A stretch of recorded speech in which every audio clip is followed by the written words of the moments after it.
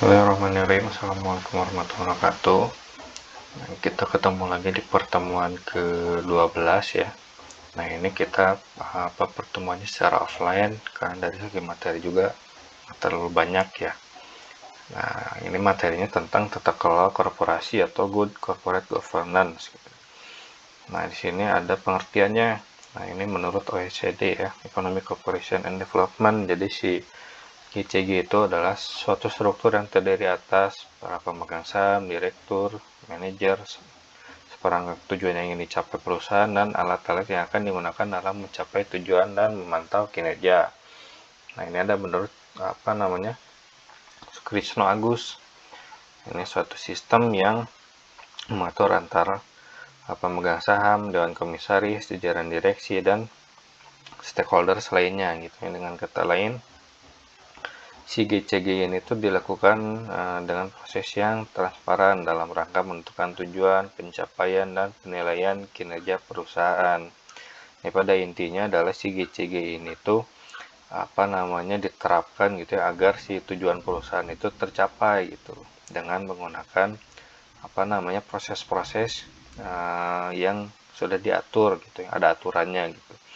Nah, tata kelolanya itu yang diterapkan dengan prinsip keterbukaan, akuntabilitas, pertanggungjawaban, profesional, dan kewajaran. Nah, ini beberapa indikator gitu ya untuk mengukur sejauh mana si GCG ini tuh diterapkan di dalam perusahaan itu bisa berhasil atau tidaknya gitu. Nah, ini konsep GCG-nya. Nah, jadi wadah dari GCG itu adalah atau misalkan di mana si GCG ini tuh bisa diterapkan itu di dalam organisasi, bisa di perusahaan, di organisasi sosial, atau di dalam pemerintahan juga gitu. Nah, jadi terus modelnya itu seperti apa gitu. Jadi si GCG ini tuh diterapkan ke dalam suatu sistem gitu ya. Terus proses ada dan seperangkat peraturan gitu ya. Termasuk prinsip-prinsip serta nilai yang melandasi praktik bisnis yang sehat. Jadi si GCG ini tuh mengatur beberapa hal gitu ya yang ditujukan untuk mencapai tujuan perusahaan, tapi dengan berlandaskan dengan praktek bisnis yang sehat itu berdasarkan aturan-aturan dan prosedur yang berlaku gitu. Nah, tujuannya adalah untuk meningkatkan kinerja organisasi, menciptakan nilai tambah bagi pemangku kepentingan, mencegah dan mengurangi manipulasi serta kesalahan, dan meningkatkan upaya agar pemangku kepentingan tidak dirugikan gitu ya. Jadi pada intinya adalah si GCG ini tuh kalau misalkan berhasil diterapkan, nah bisa menambah nilai perusahaan atau bisa menambah nilai para stakeholder yang ada di dalam perusahaan gitu. Yang kedua adalah kinerja perusahaan itu bisa meningkat. Terus pengelolaan organisasinya atau pemerintahannya bisa efektif gitu ya, bisa efisien gitu ya.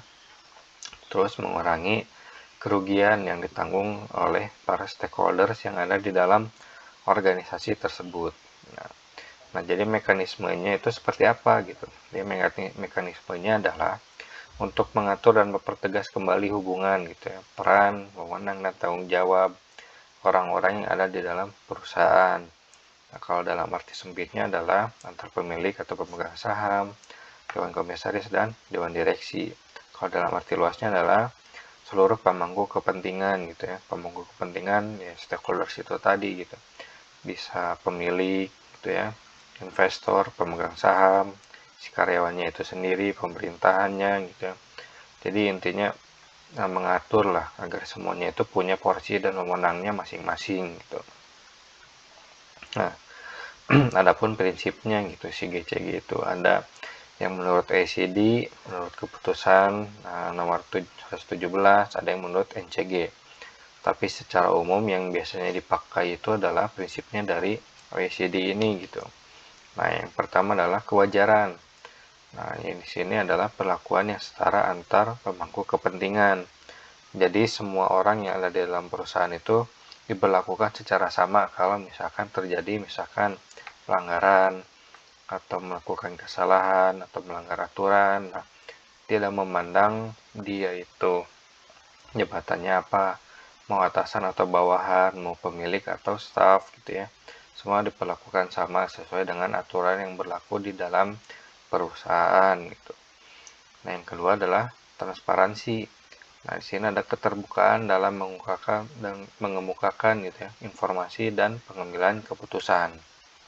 Jadi segala macam informasi yang ada di dalam perusahaan, dalam pemerintahan, dalam organisasi itu harus diumumkan gitu ya, secara transparan gitu. Kalau ada informasi yang berkaitan dengan semua orang yang ada di dalam organisasi, apalagi dalam pengambilan keputusan gitu, harus dikasih tahu dasar pengambilan keputusannya itu apa aja gitu ya, siapa aja yang terlibat dalam pengambilan keputusan gitu ya, terus keputusannya itu seperti apa, nah mekanismenya itu seperti apa nanti pada saat implementasi si keputusan ini harus jelas gitu. Nah, yang ketiga ada akuntabilitas, kejelasan fungsi dan pelaksanaan pertanggungjawaban. Jadi setiap orang yang ada di dalam perusahaan itu harus jelas fungsi mereka dalam menjabat suatu posisi itu apa gitu. Terus tanggung jawab mereka itu apa aja terhadap jabatan mereka di dalam organisasi gitu. Intinya harus ada kejelasan dalam job desk-nya gitu ya. Terus tanggung jawab mereka itu apa aja, wewenangnya apa aja gitu. Dan kepada siapa mereka bertanggung jawab. Jadi semuanya biar jelas.